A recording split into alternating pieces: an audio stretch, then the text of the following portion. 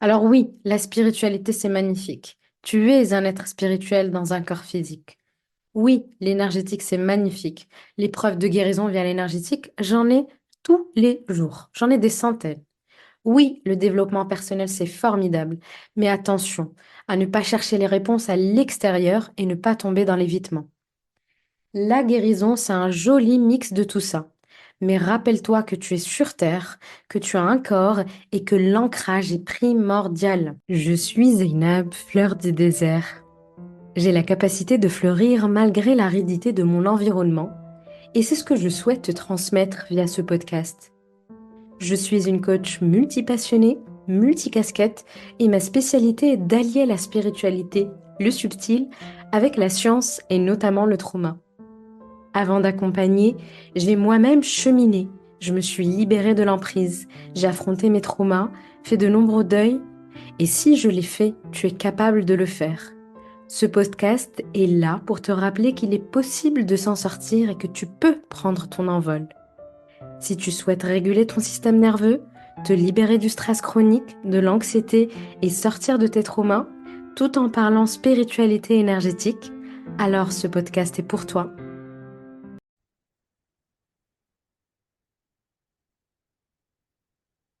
Bonjour les humains qui m'écoutent.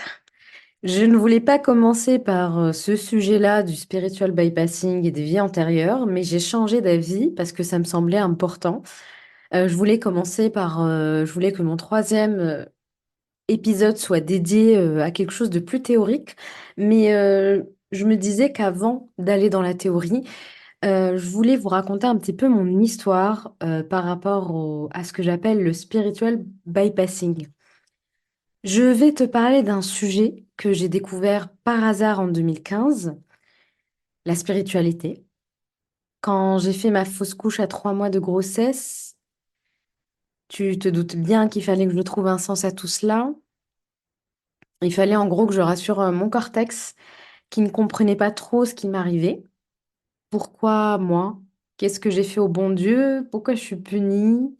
Est-ce que je mérite pas d'être mère? Qu'est-ce que je dois comprendre de cette injustice? Bref, un milliard de questions, le coup de poignard dans le cœur. Je sais que c'est un sujet très tabou. J'ai jamais vraiment compris pourquoi, mais les femmes n'en parlent pas. Je sais qu'aux États-Unis, ils annoncent la grossesse dès le test positif. En France, non. Au Maroc, non plus. Il faut attendre 3 mois. C'est ce que j'ai fait et quand j'ai eu ma fausse couche, les gens venaient de la prendre. Donc, il n'y avait pas vraiment d'attachement émotionnel de leur part, contrairement à moi qui avais eu le temps de penser au prénom, de me projeter, d'imaginer cet enfant dans les bras. Et qu'est-ce que j'avais regretté, je me rappelle à ce moment-là, de ne pas avoir informé les gens parce que je trouvais que les gens étaient limite insensibles à ma souffrance et que personne ne comprenait cette énorme souffrance qu'il y avait en moi.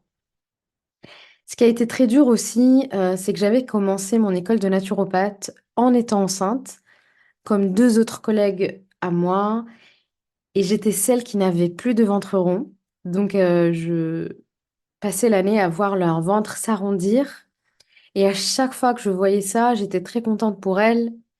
Mais en même temps, mon cœur se, voilà,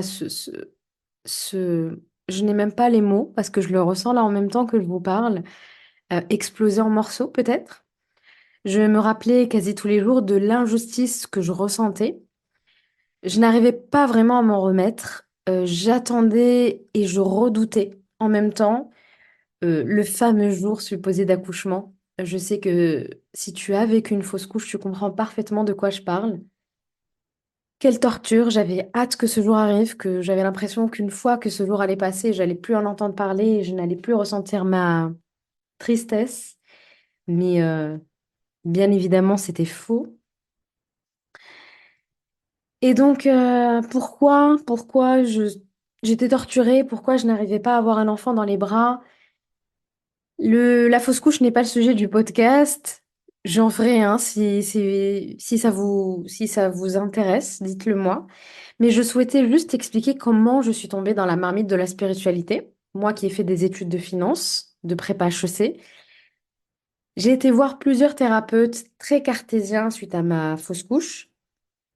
Et puis, je suis tombée sur une kinésiologue. Je ne me rappelle pas du tout comment je suis tombée sur cette kinésiologue. En écrivant le script de cet épisode, j'ai essayé de me souvenir, mais sincèrement, je pense que j'étais vraiment trop dissociée pour m'en souvenir. Anyway, elle m'a annoncé que l'âme de mon bébé était encore coincée dans mon utérus. 6 mois plus tard, je crois, de mémoire. Je n'ai pas trop cru au début à ce qu'elle me disait, mais elle a effectué une libération. J'ai compris plus tard qu'elle était énergéticienne. Je ne savais même pas ce que ça voulait dire être énergéticien à ce moment-là. Et j'ai littéralement senti quelque chose partir en moi. Bien sûr, des fontaines de larmes ont jailli. Je ne savais pas que c'était possible de pleurer autant. Et puis, je me disais que bon, c'est arrivé il y a je ne sais pas combien de mois, donc ça devrait aller. Mais en fait, à ce moment-là, je ressentais que mon bébé était définitivement parti. Elle m'a conseillé de lire certains livres, dont Les Neuf Marches et dont le livre Bienvenue sur Terre de Sylvie Ouellet, ou Ouellet, je ne sais pas comment on prononce. J'ai dévoré bien sûr ces livres et bien d'autres livres, pensant trouver des réponses à ce que je ressentais. Lire qu'une âme décide de s'incarner, qu'il y a un processus, m'a bien entendu fascinée. Mais toujours dans mes quêtes, j'ai entamé plein de recherches.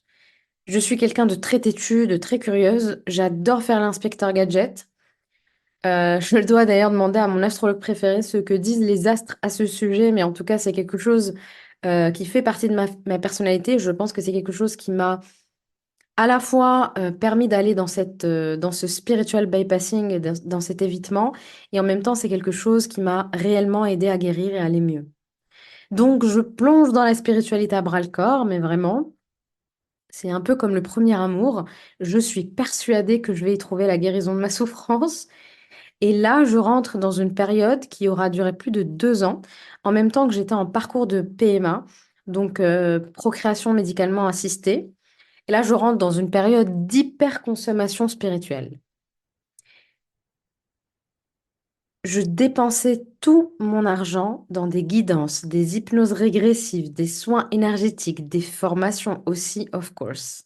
Bref, un enfant qui découvre Disney, hein, qui découvre vraiment Disney, mais qui ne s'est pas encore rendu dans les coulisses. Donc, je ne m'étais pas encore rendue dans les coulisses, hein. J'étais d'une naïveté absolue, mais vraiment, quand je pense à moi, à ce moment-là de ma vie, j'ai l'impression d'avoir été hypnotisée dans un univers de lollipop. Mais en fait, je l'étais totalement, hein, soyons honnêtes. Je me forme en continu, mais bien sûr, je n'ose pas me lancer parce que syndrome de l'imposteur, bien sûr. J'ai l'impression que les filles, parce qu'à ce moment-là, je n'allais que vers des femmes, j'ai l'impression que les femmes qui sont médiums sont ultra méga puissantes, que Dieu les a choisies pour leur donner des super pouvoirs, et que moi, pauvre créature déchue, je n'avais rien entre mes mains. Quelle grossière erreur de débutante. J'ai énormément, mais énormément de compassion pour moi qui pensais ça à l'époque. J'entreprends également en 2017 un cursus de prêtrise avec la déesse Isis, avec la merveilleuse Laetitia Ransonnet, que tu trouveras sous le nom de Conscience et Bien-être sur Instagram. Euh, Tu peux y aller les yeux fermés. C'est la seule chose d'ailleurs que je referai de mon parcours et qui m'a réellement servi parce que ce mentorat m'a aidé justement à me connecter à mon ombre et à affronter ce qui allait arriver les années d'après dans ma vie. Ça m'a permis d'ancrer ma spiritualité, de me connecter avec ma puissance intérieure. Anyway, je découvre plein de choses sur ma vie, de tout ça. Je découvre énormément de vie intérieure. Ça m'aide à comprendre certaines choses de ma vie, à accepter d'autres choses également, à trouver des explications non rationnelles pour une fois. Ça faisait complètement sens et je comprenais pourquoi j'étais perdue, pas à ma place, une âme déchue, souffrante, etc. Appelle ça comme tu veux. Mais ce que je ne sais pas encore à ce moment-là, c'est que tout ça m'aide inéluctablement à fuir ma vie, à éviter de ressentir, à éviter de prendre des positions, à fuir toute mise en place de limites avec les personnes qui avaient une emprise sur moi. Bref, j'étais dans mes vies passées et pas dans ma vie actuelle. Et c'est là où je te parle de spiritual bypassing. Avant d'approfondir ce sujet, je vais te parler de certaines de mes vies pour attiser ta curiosité. Je sais que tu en meurs d'envie. Bon, je vais peut-être te décevoir parce qu'en réalité, je ne me rappelle vraiment pas de tout. J'étais très très dissociée. Mais dans la majorité de ces vies-là, je crois 90% de ces vies-là, j'étais guérisseuse, sans blague, sous toutes ses formes, de la sorcière gentille à la sorcière moins gentille. Disclaimer, je crois de moins en moins à cette théorie, mais je n'ai pas encore tout à fait affiné, donc je n'en parle pas encore. Mais j'étais aussi l'herboristeuriste, mal dans sa peau. Qu'est-ce que j'ai dit? L'herboristeuriste. L'herboriste. Bref, la sage-femme, la doula, la conseillère de personnes connues. J'étais guérisseuse. J'étais chamane aussi dans énormément euh, de mes vies antérieures. D'ailleurs, quand j'ai commencé à me former aux pratiques chamaniques, dès que j'ai entendu le bruit du tambour pour la première fois en groupe, c'est comme si il y a eu un recouvrement d'âme qui a été fait à ce moment-là. J'ai énormément pleuré et je disais, c'est le battement, le deuxième battement de mon cœur. Et effectivement, je retrouve dans le chamanisme énormément de choses qui m'apaisent. D'ailleurs, tu peux voir que ma voix s'apaise rien qu'en étant connectée à ce monde-là, et à cette partie de mon essence. Guérir fait donc partie de l'ADN de mon âme. Tu te doutes bien que dans beaucoup de ces vies, j'ai été tuée injustement, d'où mon gros problème avec l'injustice et mes problèmes à m'exprimer aussi. Figure-toi qu'il m'a fallu plus de 7 ans pour travailler ce que j'appelle le syndrome de la sorcière brûlée et oser afficher mon visage sur une story Instagram. Je crois qu'il m'a fallu quasiment ouais, 7 8 ans. C'est fou, hein, maintenant que j'y pense, parce que mes clientes, quand on travaille ces problématiques-là, me disent, mais toi, tu peux pas comprendre. Et je réponds, si, si, je comprends très très bien. Et j'espère que tu n'attendras pas autant d'années que moi. Bref, c'était vraiment impossible pour moi de me montrer. J'avais vraiment une peur euh, viscérale de la visibilité. J'avais un syndrome de l'imposteur, de malade mental, vraiment. Je suis venue de loin, les amis, croyez-moi. Mais ce qui est chouette, c'est qu'en travaillant sur moi, c'est qu'en cheminant là-dedans, j'arrive aujourd'hui à accompagner beaucoup, beaucoup de thérapeutes. Je vous remercie d'ailleurs de me faire autant confiance. J'accompagne des thérapeutes qui ont ce syndrome-là, ce fameux syndrome de la sorcière brûlée. Dommage d'ailleurs que ce soit les bons thérapeutes qui n'osent pas la majorité du temps, mais ça, c'est un autre sujet. L'injustice dans ma vie perso, je ne supporte pas. Dans ma vie pro, encore moins. J'ai vraiment du mal avec les gens, notamment les thérapeutes qui font du mal aux clients, aux patients. Peu importe de quelle manière c'est fait, que ça soit d'un point de vue de jugement, d'un point de vue énergétique, peu importe. Je reçois beaucoup de clients à qui on a prédit de jamais avoir d'enfants, à qui on a expliqué qu'ils avaient un karma merdique, à qui on a fait du mal énergétiquement. Bref, des thérapeutes qui ont eu leur diplôme dans un paquet de chips. Et il y en a l'appel, malheureusement. On ne s'improvise pas thérapeute. Et clairement, ce n'est pas parce que tu t'es formé et que tu sais accompagner que tu es un bon thérapeute. Ce n'est pas parce que tu es formé que tu sais accompagner. Au contraire, loin de là. Mais bon, je m'éloigne du sujet principal. Je n'en fais pas une généralité, bien entendu, et bien heureusement, il y a d'excellents thérapeutes qui sont nés pour être thérapeutes, et on peut se former aussi pour devenir thérapeute, bien heureusement. Mais ce n'était pas le sujet. Mais c'était pour te parler de l'injustice que je peux ressentir ces derniers temps. Quand je vous entends parler, parfois je suis euh, vraiment très très triste, très très triste. Je reviens à mes moutons. Mes vies antérieures ou même mes vies parallèles, d'ailleurs, parce que je ne crois pas à la ligne du temps qui est droite, mais je crois qu'on vit plusieurs vies en même temps, d'où la possibilité d'ailleurs de faire des guérisons akashiques ou des recouvrements d'âme.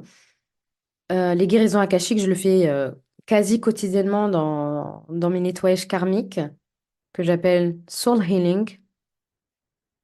L'ancien nom était full clearing, mais je ne pratique plus cette méthode-là, ni cette façon de faire, mais le soin me ressemble, je l'ai adapté à moi. Et donc, c'est nettoyage karmique, soul healing. Je peux les faire parce qu'il y a justement cette histoire de notion de temps qui soit pas droite. Je le fais également en séance quand mon intuition me dit de le faire avec un client quand il est en état modifié de conscience. Ce qui arrive de moins en moins fréquemment, sincèrement, parce que je veux justement éviter le spiritual bypassing, qui est le sujet principal de cet épisode. Donc, en effet, mes vies de petite fée, de prêtresse en Égypte ancienne, de riche bourgeoise des années 20, c'est mignon, c'est sympa. Mais au lieu d'utiliser ces informations comme un outil de connaissance de moi, tout comme le serait l'astrologie, le human design ou tout autre outil du style, j'étais dans une vraie quête, un peu obsessionnelle, je l'avoue, de savoir pourquoi mon âme avait décidé de venir sur Terre. Je trouvais, et je trouve encore, en toute sincérité, la matière assez difficile pour l'hypersensible que je suis, et je ne comprenais pas comment ni pourquoi mon âme avait décidé volontairement de venir s'offrir. C'était quelque chose que je n'arrivais pas à comprendre.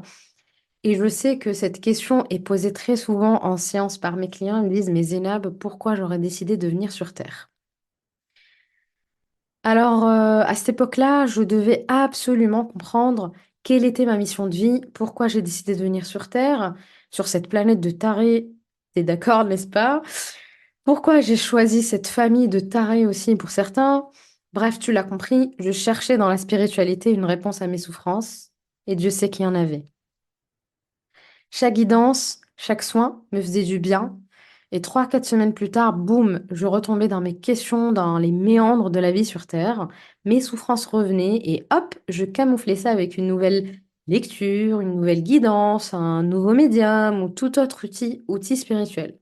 J'étais dans l'évitement total de ce que je ressentais. J'étais dans le déni complet et j'étais à ce moment-là incapable de prendre le temps de ressentir, de prendre le temps d'accepter, de faire les deuils, de voir les choses, de lever le voile, hein, tout simplement, et de juste me prendre dans les bras et d'avoir de la compassion pour moi. Je cherchais désespérément à l'extérieur de moi une réponse à quelque chose qui me rongeait intérieurement. Je cherchais un sauveur. Je cherchais que ce sauveur vienne de nulle part et m'enlève ce spleen constant et me délivre de ce mal-être et donne un sens à ce que j'ai vécu et ce que je vivais. Je te parlerai ça de plus en détail dans d'autres épisodes, mais j'étais dans la healing fantasy. Je recherchais la fantaisie de guérison et je la recherchais dans la spiritualité. Mon cortex avait soif de réponses. Mon corps avait soif d'un câlin, d'un Zénab, comment vas-tu? De quoi tu as besoin là, ici tout de suite, maintenant? Qu'est-ce que tu ressens? Qu'est-ce que je peux te faire? Qu'est-ce que je peux faire pour toi? J'avais soif de tout ça.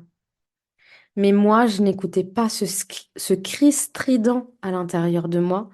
Je ne pouvais pas l'écouter. J'en étais incapable. Ce cri était bien trop strident pour moi. Et la spiritualité venait à ce moment-là apaiser tout ça. C'était une guérison symptomatique de ce que je recherchais en fait et que je trouvais avec la spiritualité. Et je n'allais pas dans la guérison profonde. Le spiritual bypassing, les amis, c'est pour moi un véritable mécanisme de protection. C'est un véritable mécanisme de survie que j'ai personnellement mis en place et que vous êtes sans doute nombreux à mettre en place. Vous connaissez à minima une personne dans votre entourage qui le fait si ce n'est pas vous. Ce mécanisme où tu te rues voilà, à faire 1 milliard de pratiques spirituelles, où tu te rues dans le développement perso ce mécanisme est là pour te protéger, pour éviter de te confronter à tes problématiques d'ordre émotionnel, des blessures psychiques et tes traumas. C'est un programme d'évitement pour éviter de ressentir. Et pourtant, les amis, ressentir est un non négociable. Si tu veux guérir de tes traumas, il y a besoin de ressentir. Dans la fenêtre de tolérance, bien évidemment. Ce mécanisme de spiritual bypassing peut s'exprimer de différentes manières. Il se peut, par exemple, que tu justifies un trauma par un choix de l'âme, au lieu de d'aller confronter ce trauma, pas en mode fight-flight, bien sûr, mais au lieu de dire, bon, j'ai un trauma et je veux m'en sortir. Il se peut aussi que tu justifies un peu toute ta vie par une vie passée, et qu'est-ce que je vois ça, même chez les thérapeutes, et que tu vives au travers de cette vie passée-là, au lieu d'être pleinement ancré dans ta vie actuelle, la vie que tu mènes présentement. Il se peut que tu n'acceptes pas de ressentir la colère, par exemple, l'émotion la plus sage qui puisse exister, parce que tu comprends, les gens spirituels, ils ne se mettent jamais en colère, ils ne font pas caca, etc., etc. Il se peut que tu refuses de voir la souffrance en toi et autour de toi sous prétexte de vouloir rester lumineux et d'envoyer de l'amour aux autres. En théorie, ces concepts sont OK et même vrais, mais en pratique, c'est tout autre chose. Les personnes invitant à ces pratiques sont parfois elles-mêmes dans un déni de leur propre trauma ou n'ont pas conscience de l'évitement. Même si ça part d'un bon sentiment, n'entendez pas de jugement de ma part. Mais juste faites attention à la personne qui va vous accompagner et faites attention qu'elle ne soit pas elle-même dans cette catégorie d'évitement, surtout si c'est une personne qui pratique de l'énergétique ou du spirituel. Et moi, je pratique le spirituel et l'énergétique et je fais très attention à justement que ces pratiques ne viennent pas remplacer la guérison du trauma et de ton système nerveux. Le spiritual bypassing, c'est aussi de fragmenter les choses. Il y a ce qui vibre en haut comme l'amour, la joie, etc. Et il y a ce qui vibre en bas comme la jalousie, la rage, la colère. Mais guérir, c'est comprendre que tu es un ensemble unique qui connaît à la fois la joie, mais aussi la colère, qui connaît l'amour, mais aussi l'envie, qui connaît la rage et le deuil. Tu ne peux pas renier une facette ou fragmenter les choses, sinon le risque serait de fragmenter l'être que tu es et de continuer à être dissocié de ta souffrance qui est là quelque part, si tu ressens de la colère par exemple, ou si tu as des symptômes de trauma complexe, ou si tu as un système nerveux dérégulé, etc. Ou si tu fais de l'anxiété, hein. L'anxiété est un symptôme très important à écouter. Tout cela, je l'ai compris car j'ai vécu tout ça dans la matière. J'ai aujourd'hui le recul nécessaire pour pouvoir l'affirmer. Ça fait bientôt 10 ans que je vous accompagne, près de 40 ans que je m'accompagne. Donc, je pense avoir le recul nécessaire pour pouvoir faire un état des lieux.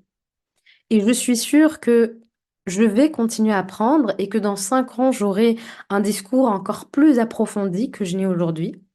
Et j'accepte complètement d'évoluer, de changer même d'avis sur certaines choses. Je pense même que c'est très healthy de ma part et de la part de n'importe quel thérapeute de parfois changer de vision des choses, d'avancer, de laisser de côté certaines pratiques, certaines visions des choses. Bref, on ne peut pas rester figé, même dans notre façon de voir les choses. Et ça avance, et j'avancerai en même temps que vous. Donc, ce que je cherchais désespérément à l'extérieur n'était qu'un mirage. J'ai dû l'accepter. J'ai même fait un rejet de la spiritualité à un moment, tellement j'étais dégoûtée du monde que c'était. Un monde édulcoré qui mettait parfois de côté les émotions, le ressenti, le corps. Ce n'est pas toujours le cas, attention, mais moi je parle de mon expérience et de ce que je vois la majorité du temps. La vraie guérison a commencé quand j'ai accepté de regarder mes problèmes en face, quand j'ai accepté de guérir mon enfant intérieur. Et là, je te vois venir et tu vas me dire comment on fait, Zéna, pour guérir l'enfant intérieur. Alors, tu prends un coaching avec moi, tu prends le programme de l'enfant intérieur qu'il y a sur mon site, mais ne t'inquiète pas, je vais bien sûr faire un épisode spécial, voire plusieurs, sur l'enfant intérieur. Ça me semble primordial, nécessaire et en même temps que je vous dis ça, je ressens vos enfants intérieurs qui me disent oui, oui, oui, oui, s'il te plaît, ne nous oublie pas. La guérison, les amis, a commencé quand j'ai commencé à accepter de ressentir. Et c'est là que mon corps a commencé à me montrer plein, plein, plein de symptômes, comme de l'asthme, par exemple, alors que je n'avais même pas d'asthme quand je fumais. comme un pompier. Des allergies, un intestin vraiment pas content, des hormones en vrac et plein d'autres joyeusetés. Bref, j'ai donné enfin l'autorisation à mon corps de ressentir. Je lui ai donné l'autorisation de broncher et Dieu sait que j'en ai enchaîné des bronchites. Bref, j'ai écouté les mots de mon corps, j'ai écouté, je les écoute toujours, hein, les mots de mon âme et je les écoute toujours. Tout ça, c'est work in progress, hein. Je ne suis pas arrivée, j'ai fini mon travail. Sinon, je ne serais pas encore sur Terre. Tout ça, c'est work in progress, les amis. J'ai écouté les mots de mon corps, les mots de mon âme, j'ai écouté ma petite enfant à l'intérieur de moi, que j'ai enfin pris le temps de voir, d'apaiser, de rassurer, de prendre dans mes bras. Elle attendait la pauvre, toute exilée dans son coin, pendant que moi, je naviguais en état-tétat dans mes vies passées. Et t'imagines, moi qui déteste l'injustice, elle ressentait encore plus l'injustice quand je faisais tout ça. Mais si je ne l'avais pas fait, je ne l'aurais peut-être pas compris. Alors oui, la spiritualité, c'est magnifique. Tu es un être spirituel dans un corps physique. Oui, l'énergétique, c'est magnifique. Les preuves de guérison via l'énergétique, j'en ai tous les jours. J'en ai des centaines. Oui, le développement personnel, c'est formidable. Mais attention à ne pas chercher les réponses à l'extérieur et ne pas tomber dans l'évitement. La guérison, c'est un joli mix de tout ça. Mais rappelle-toi que tu es sur Terre, que tu as un corps et que l'ancrage est primordial. Plus tu seras ancré et plus tu seras connecté à ta spiritualité d'ailleurs.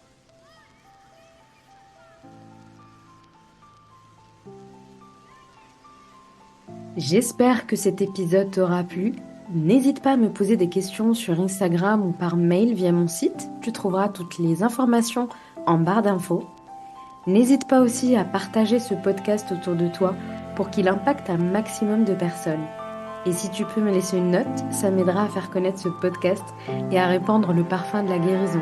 C'est mon objectif. À très bientôt pour un nouvel épisode.